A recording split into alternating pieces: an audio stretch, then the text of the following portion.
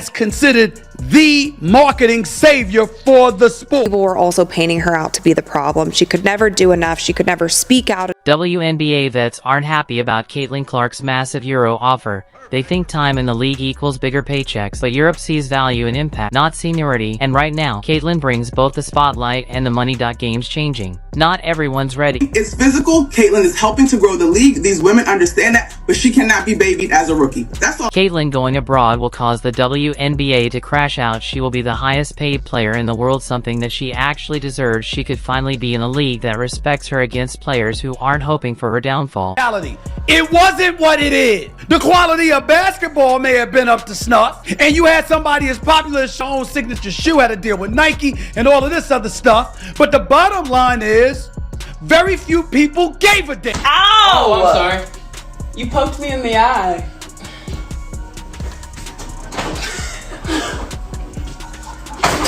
You're You did. I did not poke you. Did you do it on purpose? I did not poke you in your eye. Did you do it on purpose? Even Caitlin's own teammates are turning on her. DJ Carrington mocking her with a sarcastic, "Did you do it on purpose?" Clearly imitating Caitlin's voice is wild. Instead of backing her, her teammates are hyping up Smith's highlights like it's a rivalry, not a team. The message is loud and clear.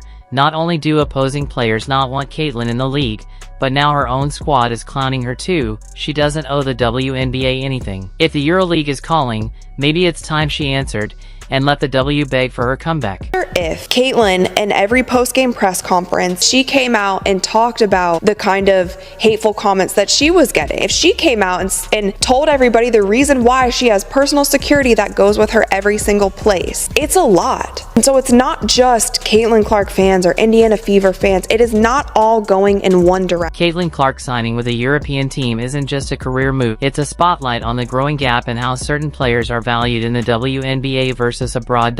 So why is this deal stirring up so much emotion inside the league? Simple. Caitlin, fresh out of college, is already commanding the kind of global attention that even veteran stars have struggled to secure. Take Aya Wilson, one of the WNBA's biggest names. Despite her dominance, she hasn't seen the same overseas opportunities flood in like they have for Caitlin. This isn't just about basketball, it's about branding, visibility, and who gets to be the face of the future. It wasn't to the degree of Caitlin Clark being on that basketball court and people watching her, but nevertheless, rising tide lifts all. For Aya Wilson, the frustration around Caitlin Clark's move to Europe isn't just about the contract, it's about the message it sends. Aya, being MVP of the WNBA should mean something. It should come with more than a trophy. It should bring top-tier opportunities, major contract, and global recognition. But instead, she's watching Caitlin Clark, a rookie with far fewer professional accolades, land deals overseas that even a player of IS elite status hasn't been offered. It's not jealousy. It's a wake-up call. When being the best in the league doesn't guarantee you the best doors open, you have to ask, what is really being rewarded? A lot of people that laid the groundwork that deserve shine as well.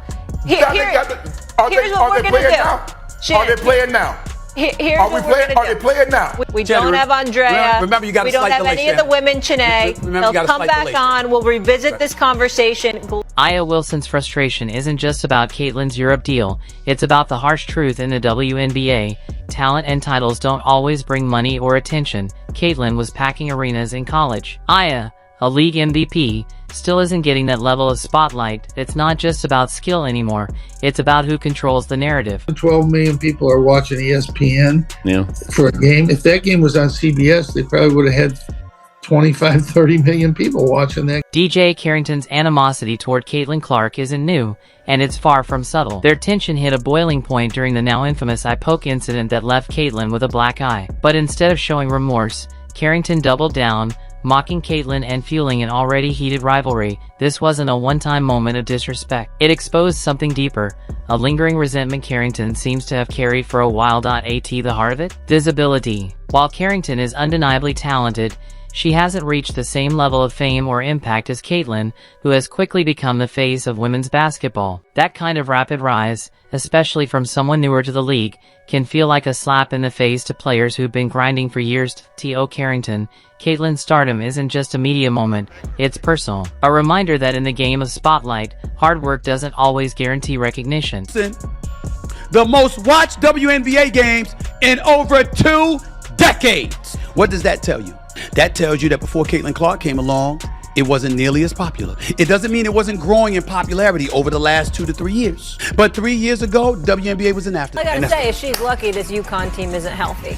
And that's a true statement. That's wrong, Molly. Monica? That's wrong, Molly. Molly, like it's five excuses. top players, It's am I excuses, right? Molly. It's Major excuses. injuries. You would not be saying that if it wasn't UConn. Major stars not playing. Listen, Gotta excuse me, go. it's her against Caitlin Clark. Stephen A. Ain't no excuses. Stephen You A. got there. Wait a Don't minute. want to hear that now. Stephen A. Let me tell you, if Paige Georgetown get Beckers- back in the mix, I'm going to be insufferable. I'm just telling you that now. What? If Paige Beckers didn't basically miss 2 seasons, I don't know if we'd be talking Come on about now. Caitlin Clark the way we. What's truly disturbing about DJ Carrington's behavior is how she seemed to take pleasure in Caitlin Clark's misfortune rather than showing any remorse. Instead of offering an apology for the eye injury, Carrington mocked Caitlin, her tone and attitude making it clear she found satisfaction in her pain. This goes far beyond competitive spirit. It feels deeply personal. Adding to this troubling dynamic is Aaliyah Boston's teammate, Nalissa Smith, who was caught on camera laughing about Caitlin's injury alongside Carrington. That moment exposed a shocking lack of empathy from athletes who are supposed to uphold the values of professionalism and sportsmanship.